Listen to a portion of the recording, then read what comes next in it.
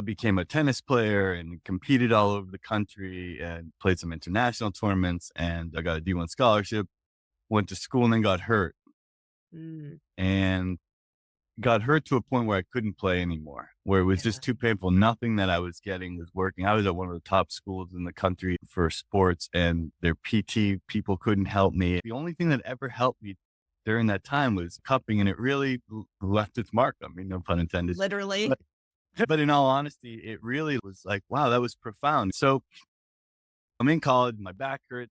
I meet this girl. She becomes my girlfriend for the next 3, 4 years. But during that time, she was like, I'm going to this open house at a Chinese medicine school. Right Oh, now, it's cool. like acupuncture. She's like, yeah. I'm like, oh, that sounds cool. I'm going to Yeah. come. This week's guest had to reschedule, so I'm bringing back a classic conversation from the archives. It's with my friend, acupuncturist and herbalist Akhil Kaplan. It's on how Chinese medicine takes a whole body approach to healing. If you've ever wondered how acupuncture actually works, or why it succeeds where massage or reiki or conventional treatments may not, then this episode's for you. That's what we're diving into today on the Green Living Now podcast, your guide to a toxin-free home, vibrant energy, and a life that feels as good as it looks. I'm Amy Todisco Hartshorn, green living mentor, organic farmer, and upcoming TEDx speaker. For over 30 years, I've been helping women create homes and lives that feel both beautiful and toxin-free. To begin your own journey, download my complimentary Conscious Woman's Guide, 5 Steps to a Toxin-Free Home and Lifestyle. It's at greenlivingnow.com. Okay, let's dive in.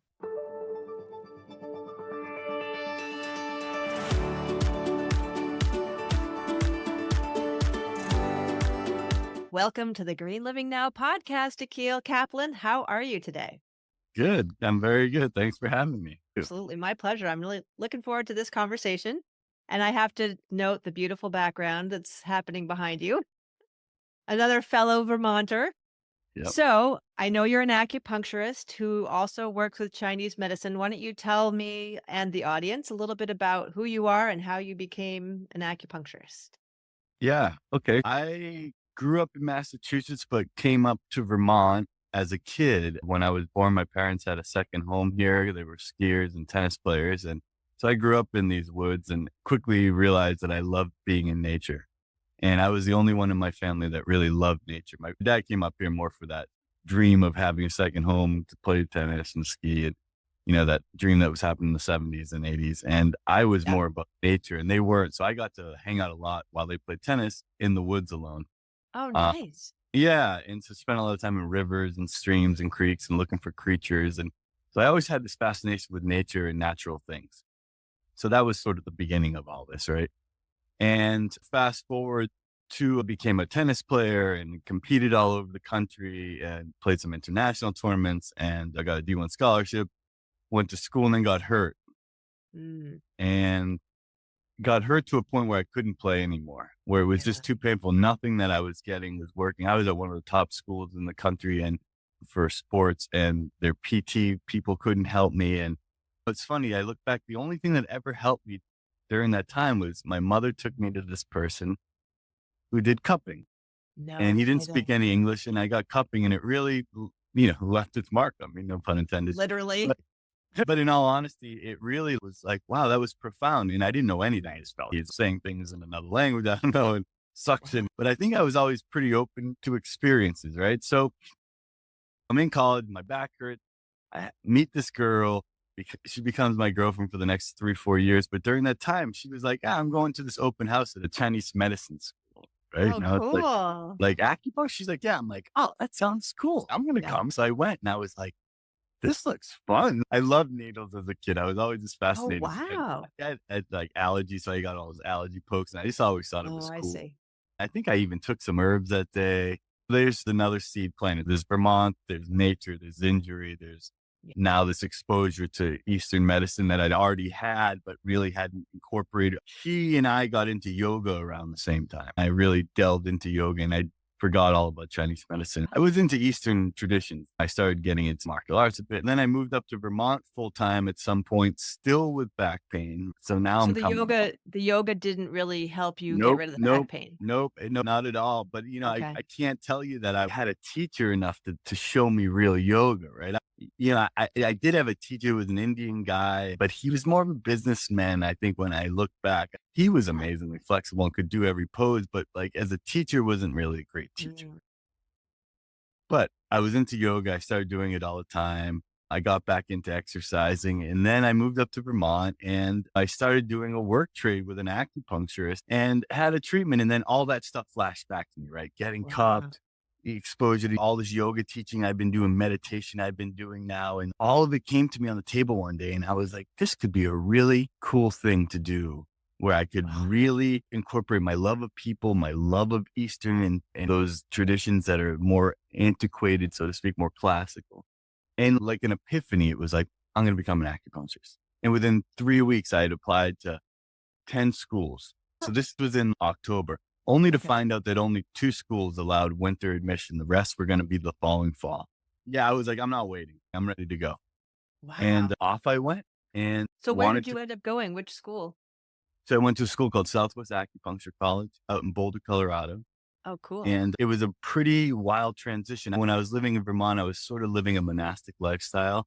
I didn't know many people. I only had a No few kidding. friends. Yeah. I meditated all the time. I was meditating 3 hours a day, doing another hour Wow. at least of yoga postures a day, doing social service, doing some marketing consulting for a gentleman here in town. And I gave all that up to go out west because I thought my life should be more difficult. I should be in a position where I should give more. And to give, I need to suffer some to like really know what it means. And Wow. anyway, suffer I did. And I kid you not, I got out there. I was so clashed out. I suddenly was living with 2 roommates who didn't eat like me, who didn't think like me, who didn't act like me, who left the house dirt. It was like Oh, chaos. wow. I started a master's program in something I knew nothing about really. I remember a really difficult 3 weeks. I didn't love Boulder. Yeah. I Oh, found no it to be kidding. quite pretentious. Yeah. Although I loved being outside there in the weather, and I was like, Mm. all right, I can like that. And I remember calling a friend of mine here who was a spiritual teacher of mine and not my guru, but a spiritual teacher on our path. And I remember her telling me, I was like, I don't think I'm going to do this. I think I made a big mistake. I Kidding. don't think this is what I should be doing. And I just had a panic. When it was that moment, it's a lot of like, we all have that little bit of self doubt, right? And Oh, God. instead of stopping and observing the self doubt and giving yourself the space to not make it yours, right? And just going, wow, that's interesting. There's self doubt running Yeah. through me. Instead, I was in that moment of self doubt and was just like waving the white flag. Well, and, you know uh, what's and, so interesting too is that you said you wanted to have more challenges, and so you got them. and then I But then gave it up. sounds like it was a little overwhelming because it was really different than what you were used to. I think life was too easy for me. And so I was uncomfortable, like very Yeah. uncomfortable. And my teacher, she said, nope, you're not going to quit. You're not coming. She's like, there's nothing for you here in Vermont. Oh Like my what's there gosh. is what's out in there. And that's what you're going to do is you're going to see this through. And this is exactly what you're going to do. You I, believed I, her enough to know that 100%, that was true. 100%. I had complete Wow. faith in her. Yeah, I believe everything she's ever told me except for one. Long story short, there I am at school. I'd said, okay, I give in, go through school. I was typically a really good student, high school, straight A's. Chinese medicine school was tough at first. And I remember being a little overwhelmed and thinking everyone was so much smarter and so much better than me. And there was this one kid in class, Clinton, who knew so much about herbs his first semester. And I was like, who the hell is this guy? Yeah. Like nobody knows about herbs. This guy knows talking about stuff to teachers and like they're having And conversations. Chinese herbs, not just No regular. Chinese, only Chinese. I was like, wow. Wow. And the competitiveness in me got the best of me. Mm. I started like taking notes and making these cheat sheets that I could then go for runs. I didn't believe in studying sitting still. I believe in studying while you move. So I would do that even in high school. I would move around a lot when I'd study. I'd be cleaning something while I studied. So I started running while I studied. And I made these sheets that were big enough that I could see things and I would study 1 or 2 herbs at a time. We weren't even in herbology yet. I just started studying it. Because you were trying to compete with that other guy. because I knew that he was good and I wanted to be good, not because I wanted to be Ah, the best, but because I okay. wanted to be one of the best, right? Like I want to be in that Appalachian because I Yeah. want to get good. I was Yeah. like, if I'm in, I'm in.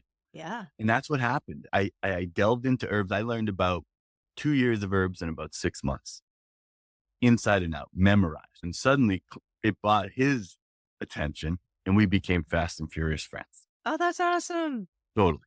And so that changed the entire course of my education. And suddenly I had a knack for Chinese medicine and I got it and it flowed through me and I connected with herbs. And the very first needle I put in, I could feel someone's cheek. No Nobody, way. nobody in my class could do that. And that had to do with all that yoga stuff, right? You Oh, that become was the early sensitive enough. preparation. So then, okay, now I'm going to study this stuff. And I delved into studying. And that's kind of, you started to realize you can't separate Chinese medicine from who you are after a while because it's a way of thinking. It's not like a Oh, medical practice, right? huh. Say a little bit more about that. What does that mean? It's a way of thinking. So you learn theory, and the theory starts with yin and yang theory, which Okay. is basic theory that there's these two balances in life that constantly oppose each other, but Mhm. balance each other, Hmm. consume each other, yet add to one. Can't live without each other, right? Yeah. But are always competing, right? Interesting. And you, So, did you start off more with the Chinese medicine focus and then the acupuncture was second, or did it come all together for so you? it comes all together because it's all part of the theory. There was no herbalization of acupuncture. Acupuncture was much more based on where it was located. If you had knee pain, you were treating either the knee or the elbow, or possibly something on a bending joint that looked like a knee, like a finger joint. And that's what you would do. You wouldn't Interesting. take someone's tongue and pulse unless you were giving them herbs. So, the Uh, tongue and pulse part, was that before Mao oh, or yeah. So after? tongue and pulse Okay. has long been a part of Chinese medicine. It's been the fundamental diagnosis. It's been one of the major diagnoses is tongue pulse, obviously looking at someone and then touching someone, palpation. Those are the four major. Are you listening? You're not listening much in Chinese medicine. And in fact, over in China, people that have practiced with Chinese practitioners Yeah. often just very few questions, tongue pulse, let's get started. Oh, no kidding. For folks that are listening that don't know anything about acupuncture, Mhm. how do you describe how it works? There's two ways to answer this because they're starting to prove more and more things about Chinese medicine from a Western standpoint. So there's certainly things now that we can definitively say Chinese medicine increases blood flow. Okay. And it's antipyretic in function, meaning it reduces heat. But if you break that down, well, moving blood often cools blood, so that's how you reduce heat, right? So you can break that Mm. down to maybe it's just moving blood on the most basic level.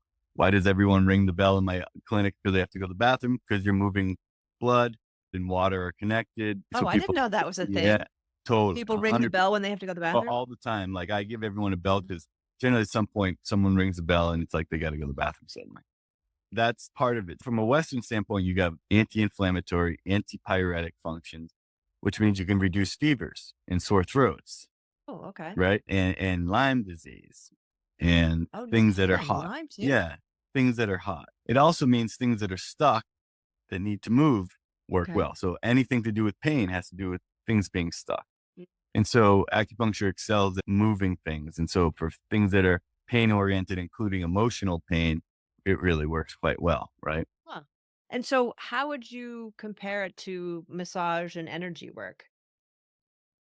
Well, I mean, it depends on who's doing the massage and who's doing the energy Mm. work. The practitioner has something to do with it, Yeah. maybe a lot. It's hard to say. Medicine wise, you're dealing with things that are going into the body versus something being on the surface versus something being just above the surface. I think this idea that we're energy work, acupuncture works on energy, massage Right. works on energy, Right. psychotherapy works on energy, right? Like all of it Mhm. works on energy. So we're all Interesting. energy workers. Everyone's an energy worker or an energy mover. I mean, if I go Yeah. and yell at you, that's going to move your energy, Right. maybe in a bad way, but it's going to move it. And Yeah. so energy is an interesting thing. I think what acupuncture does is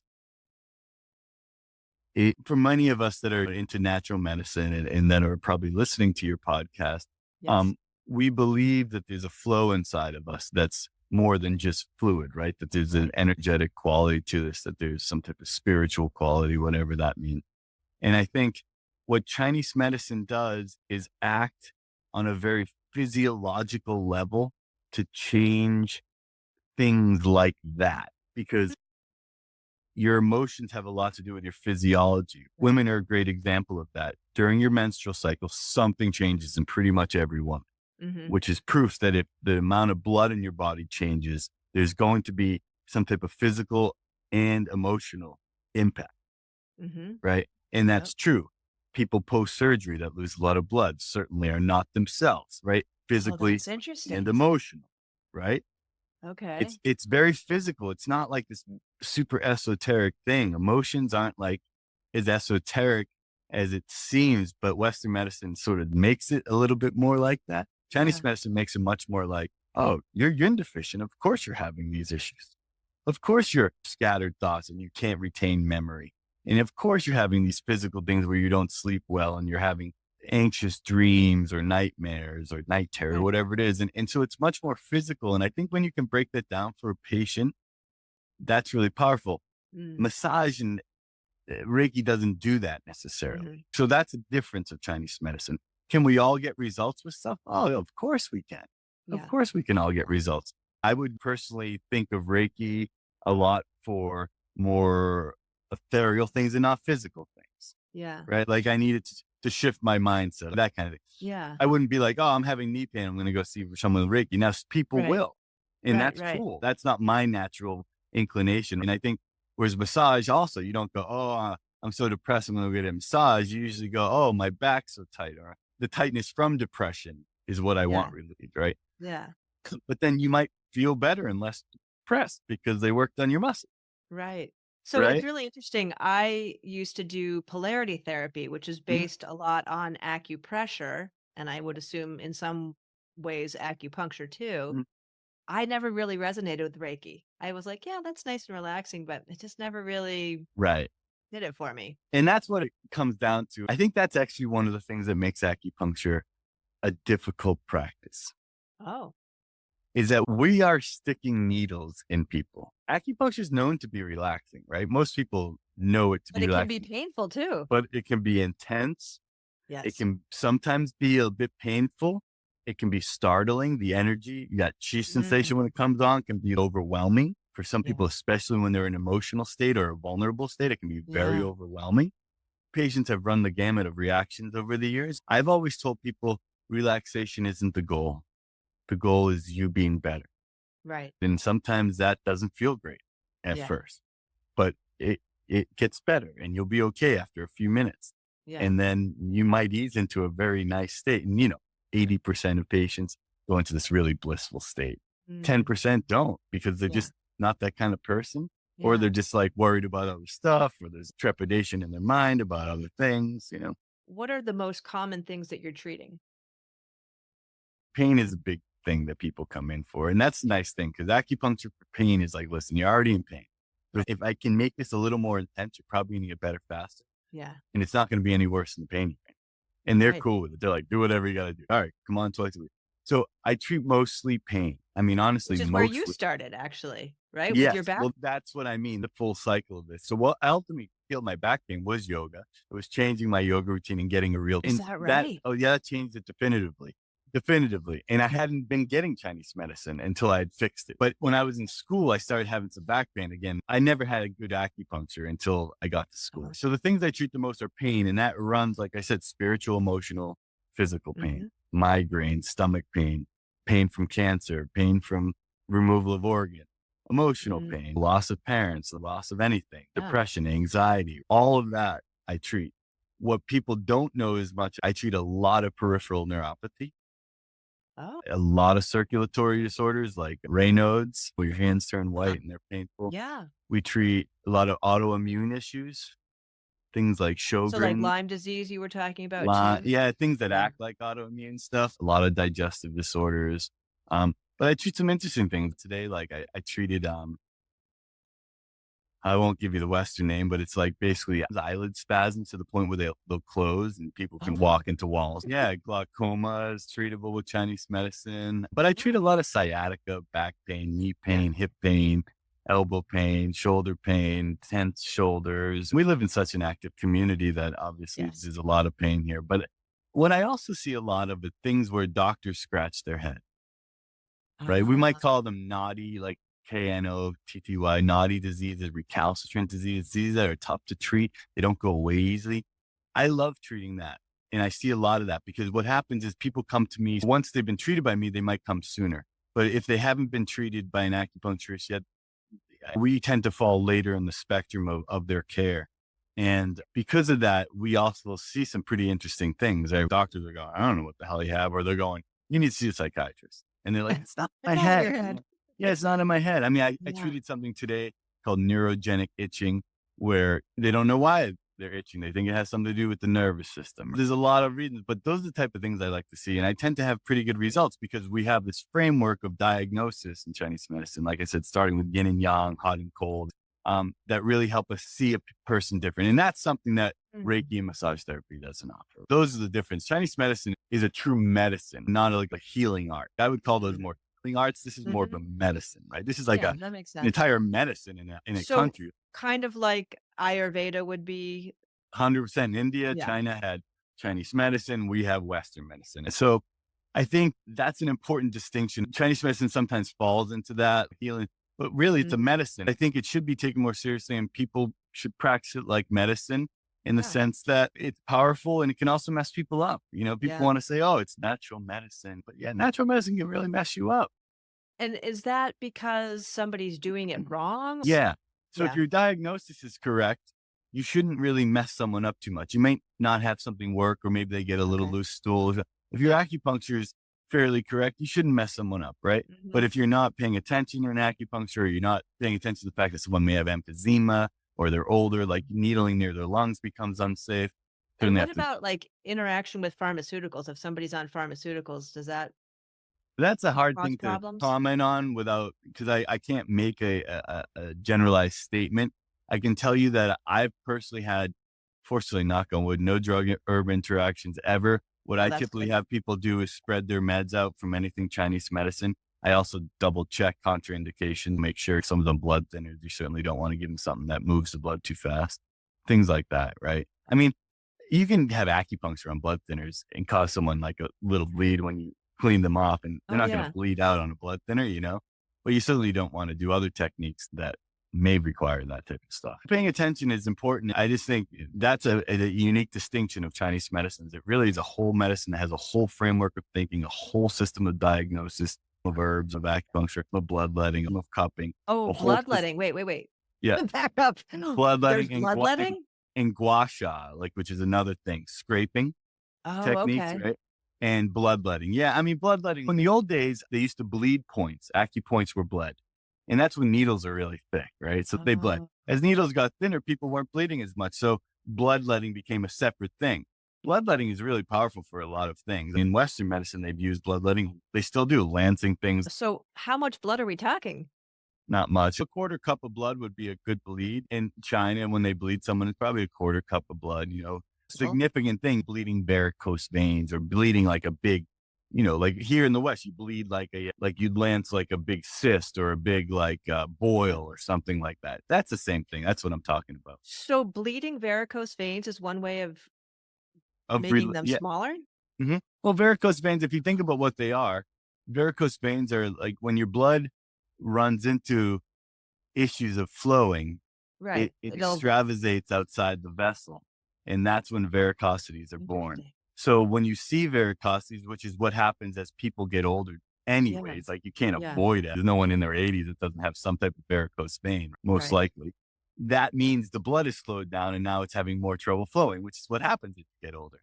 That Yeah. can So happen at a some young age too, and that's more. Yeah, I was gonna say, so what does it mean when it's at a young age? Well, that means you're Potential having issue? you're having circulatory issues, which just Oh, means down the road, you're going to have more and more circulatory issues, which could mean heart issues, edema issues. It could be huh. all type of issues. Wow. Then we have gua sha, the scraping technique. The Chinese use water buffalo horn, but Huh. it's scraping. I use a jade scraper. Yeah. And you scrape and you create this sha, which is that discoloration when you cup someone. It's called sha. So when you went to school in Colorado, how did you find your way back to Vermont? A GPS. No, I'm just kidding. I didn't love Boulder, like I said. I did like Colorado. I liked being out west. But the best thing in my life happened my last year in college, which is my daughter was born. Ah, And as soon as I had a child, I started fantasizing about Vermont again. So it was like, okay, I got to get back to Vermont by the time she's 4 or 5 when yeah. school starts. I had said to my wife at the time, and she came and visited and loved it here. She's from Wisconsin, so there was similarities in northern Wisconsin to here. And Oh, she really interesting. liked it. And I was like, just give it 2 years. If you hate it, then I'll leave. I promise. two Right. years and I'll leave too. Yeah. And I just want to raise a child here. I just think it's Yeah. important to raise a child here. It didn't have to Agreed. be the Mad River Valley, right? It was important for me. I graduated in 2007. My wife was pregnant, obviously, so she had to miss a year of school. She was also in acupuncture school. We had to stay an extra year, and then we moved back here when Lake was 2.5. And then we stayed. She liked it Yeah. enough to stay. Yeah. Yeah, Awesome. and she practices in Waterbury, Vermont.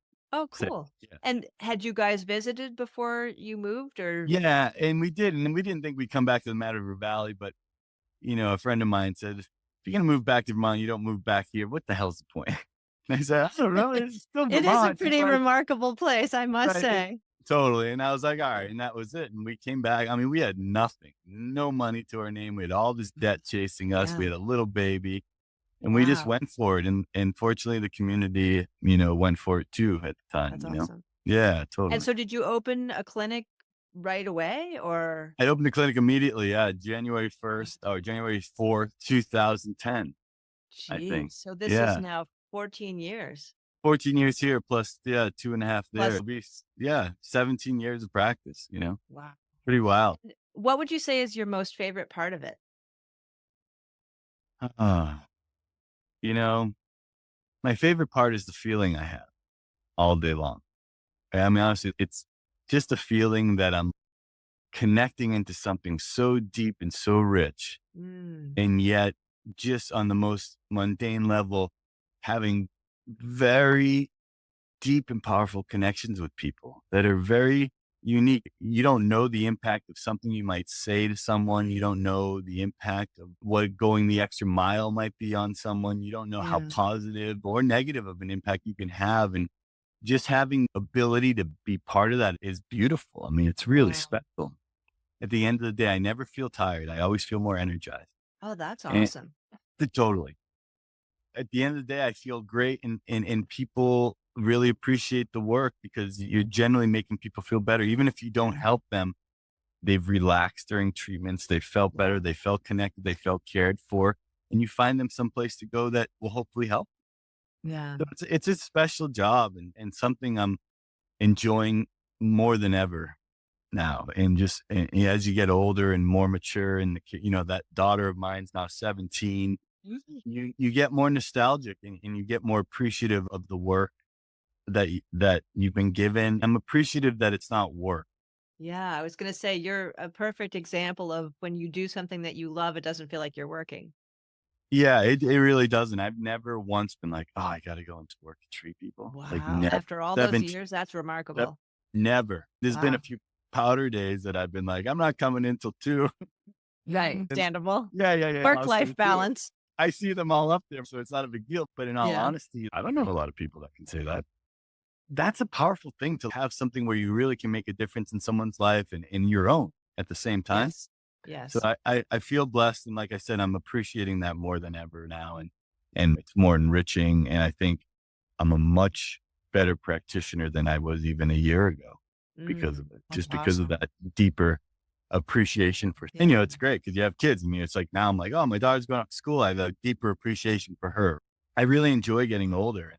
It's And the awesome. medicine makes more sense because, like I said, I see everything as yin and yang or cold and hot or dry or wet or damp. Things start to make more sense too as you go. You're like, oh, that's what they mean about yin coming into yang. That's happening to me right now as I'm riding my bike or skiing or whatever it Wow. is. So the principles that you're taking are actually in your life. I mean, you're Oh, noticing them yeah. being I don't even demonstrated cook by your without. life. Yeah, I don't literally even cook without thinking about it. I probably don't think about the weather without thinking about yin and yang imbalance. I don't look at water flow without thinking about how it's That's moving in amazing. us. I always assume most acupuncturists feel that way too. I think many of us Really? probably feel this way. Yeah. You just see everything different. It's just completely different. That The is first so day of cool. school, my teacher said, Okay, so everything you know, yeah, leave that outside. So You this don't is a know anything. whole new way of Yeah, life. you know nothing. We're gonna completely shift your way of thinking. Yeah. And within 3 weeks, you're looking at yin and yang everywhere, and you're starting to see it in people. And you're starting to see balance within yourself and imbalance because there's too much Mm. yang in this relationship or not enough Mm. yin in myself. You Mm. need the yang of change, the yang of pain, the yang of tragedy, the yang of devastation sometimes to create Yeah. that yin, So, right? I can see that in my own life, having grown up in New York City and felt like a fish out of water. I feel like because of that experience, I appreciate living in Vermont so much more than I would have if I had been born here. Yeah, that's the yin of Vermont versus the Yeah. yang of New York, right? Yeah. And so, Yeah. when you're in New York, you have to seek that yin. You have to find that spot in Central Park. You have to find Yes. that little And it wasn't restaurant. really And, present in the 70s. you It know, was much more so in the 80s, but yeah, the 70s were a crazy time there. yeah, I bet. Yeah. But yeah, so that's what it is. If we all learn a little bit more about yin and yang, and there's some basic ways of looking at it, we can all live a more balanced life by eating more yin and yang and drinking more yin and yang Yeah. and acting more yin and yang and acting with the seasons, right? Like they say what happens in the summer will affect you in the winter. So if you ate a lot of cold, wet foods this Oh, summer, that's maybe you have a interesting. lot of wet, cold, damp sicknesses this winter, like colds and Wow. flus and joint pain and things like that. So, Akila, for people that don't live near us, Mhm.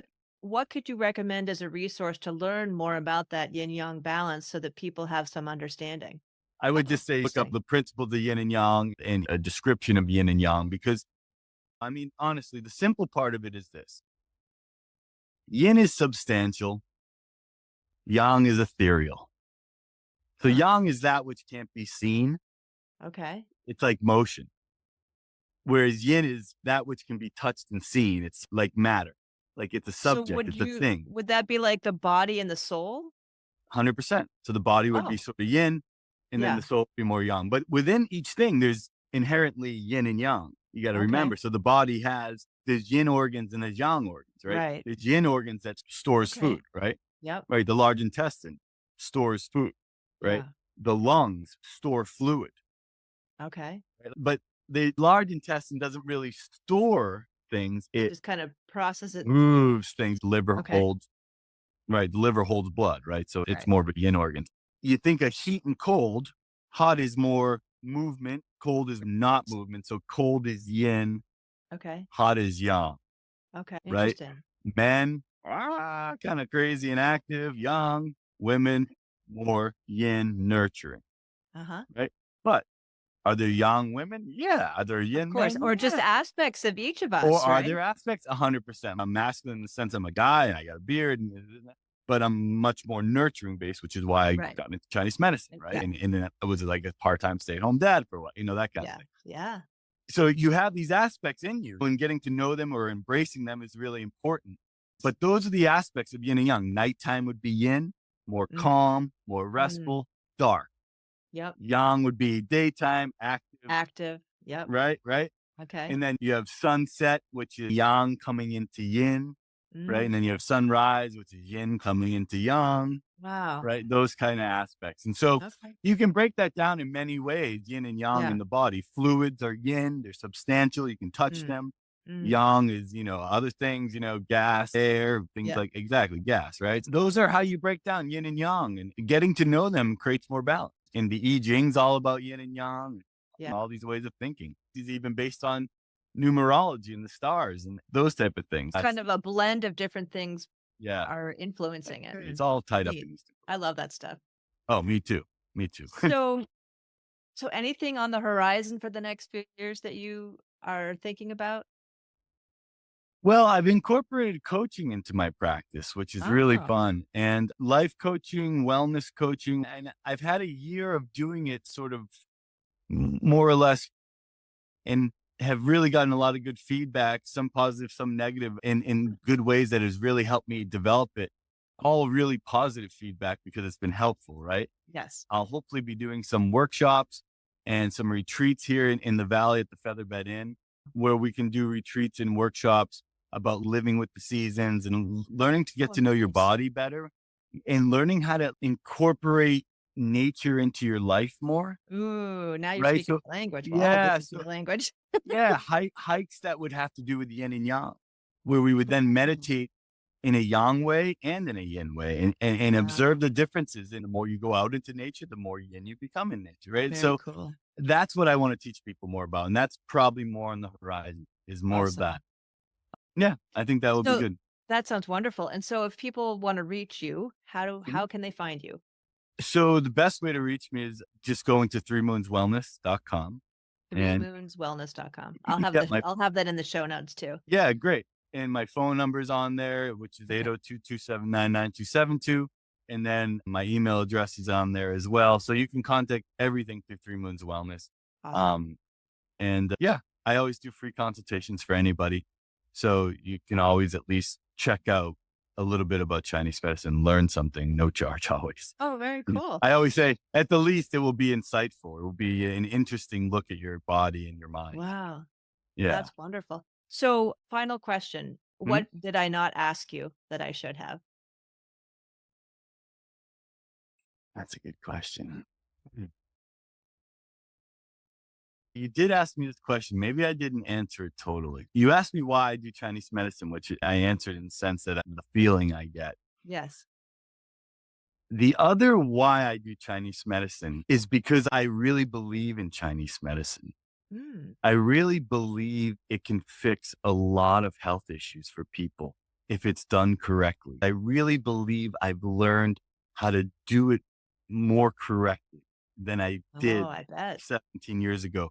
And I've treated things better because of that, Yeah. right? Because I'm better. I can help you now.